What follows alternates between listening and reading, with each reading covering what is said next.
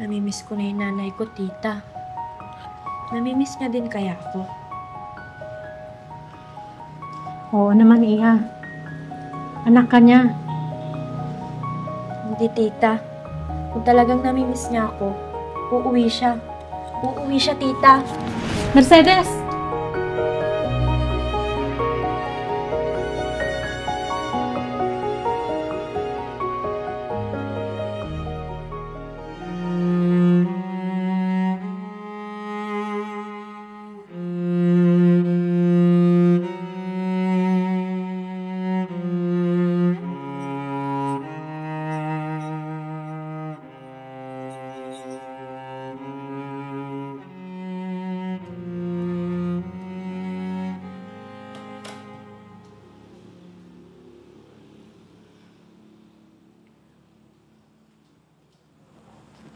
Iha, bakit malungkot ka na naman?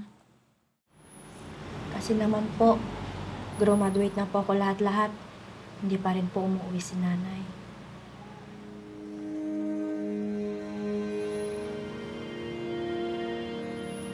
Iha, alam mo naman kung bakit, di ba?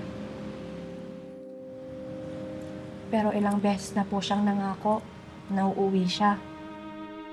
Ilang graduation, Pasko, at bagong taon na po ang lumipas, tita. Pero umuwi ba siya? Di ba hindi? Iha, baka naman may rason ng nanay mo, kaya hindi pa siya nakaka-uwi.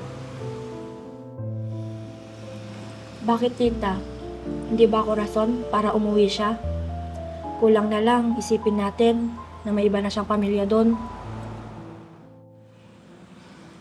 Iha, huwag mong sabihin yan. Hindi ganun ang nanay mo. Alam ko naman po yun, tita. Pero anong dahilan niya? Ilang taon pa lang po ako nung huling nayakap ko po siya, tita. Ilang taon na din po ako ngayon na mula noon, hindi ko na po naramdaman ang mga yakap niya. Namimiss ko na yung nanay ko, tita. Namimiss niya din kaya ako. Oo naman, Iha. Anak ka niya. Hindi, tita. Kung talagang namimiss niya ako, uuwi siya. Uuwi siya, tita. Mercedes!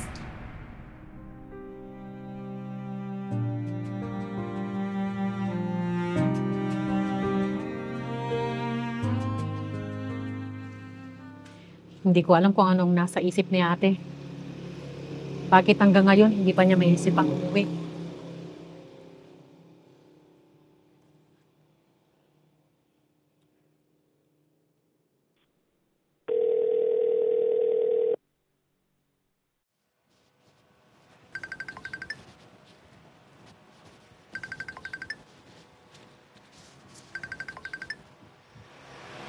Bakit kayo tumatawag si Laila?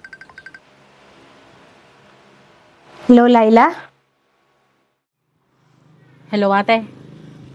Alam mo bang umiiyak yung anak mo dito kanina sa sama ng loob? Ha? Bakit naman?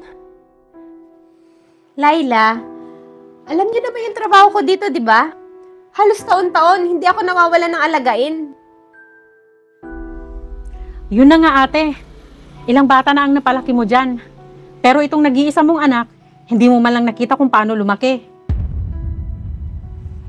Nanunumbat ka ba? Sa pagpapalaki sa anak ko, Laila? Hindi ako nanunumbat, ate. Ang sinasabi ko lang, gusto kang makasama ng anak mo.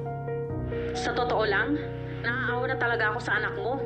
Bata pa lang siya nung iniwan mo. Ngayong malaki na siya, graduate na siya, ate.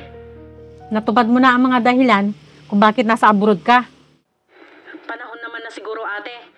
Para ang anak mo naman ang alagaan at asikasuhin mo. Tama naman siya, ate. Ilang graduation, Pasko, at bagong taon ang pinalipas mo na hindi mo siya kasama. Hindi mo ba naisip na ilang pangako nang hindi mo natupad sa anak mo?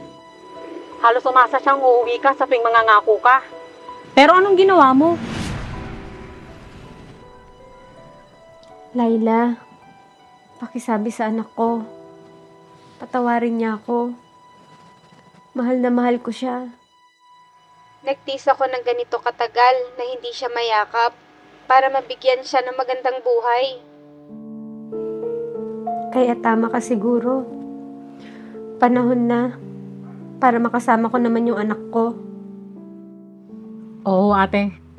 Baka kapag hindi ka pa umuwi, sumbatan ka na ng anak mo. Halos hindi mo na siya kilala. Kung ano ang gusto niyang kainin, kung ano ang plano niya sa buhay, at kung may boyfriend na ba siya.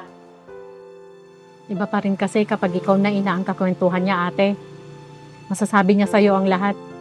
Kasi nanay ka niya. At higit sa lahat, ang matagal na niyang inaasam-asam mula sa'yo, ang yakap ng isang ina. Na matagal nang gustong maramdaman ng anak mo. Gustong gusto ko na rin siyang mayakap. Hindi lang niya alam. Kaya, umuwi ka na, ate. O siya, sige ate. May gagawin pa ako sa loob.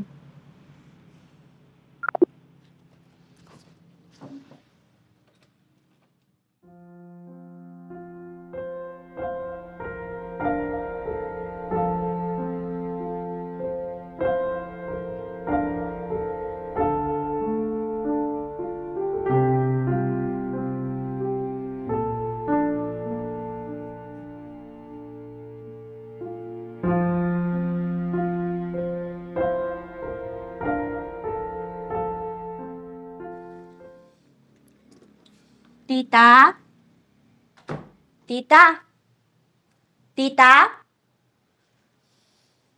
Asan kaya yun?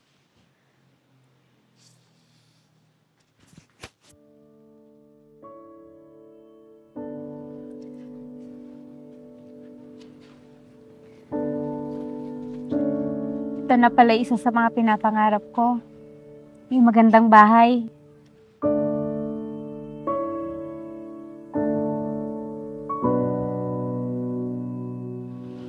Oo, ate. Tara na. Pumasok na tayo sa loob. Sige.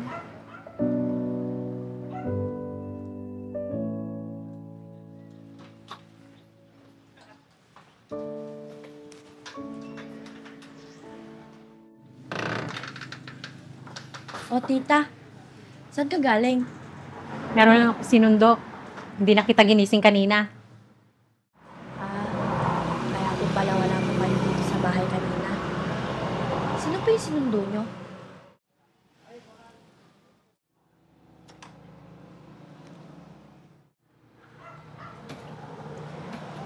Mercedes, anak.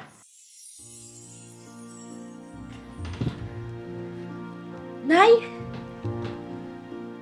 Nay! Sa wakas, umuwi na din po kayo. Oo, anak.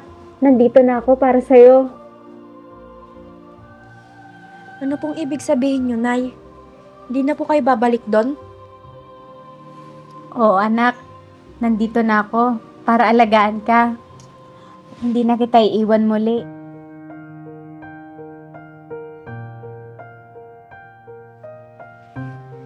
Tita, maraming salamat po sa lahat. Wala yun, iha. Mahal kaya kita. Kaya na ang nanay mo. Sinabi ko na sa kanya lahat ng hinanaing mo tungkol sa kanya. Tulad mo, anak. Nangulila ako ng sobra sa'yo. Hinahanap ko din yung mga yakap mo. Masaya po ako, Nay.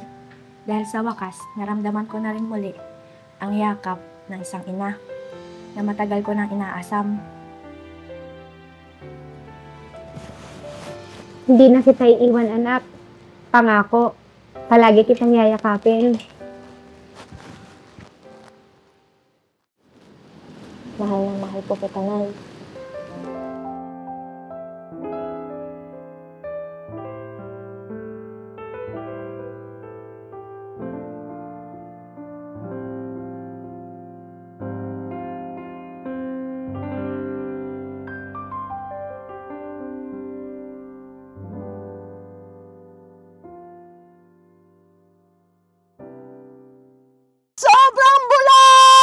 Grabing bula naman yan, parang wala nang katapusan. Bakit kaya ngayon ko lang nakita itong product na to? Sa tagal ko na naghahanap ng ganitong car shampoo.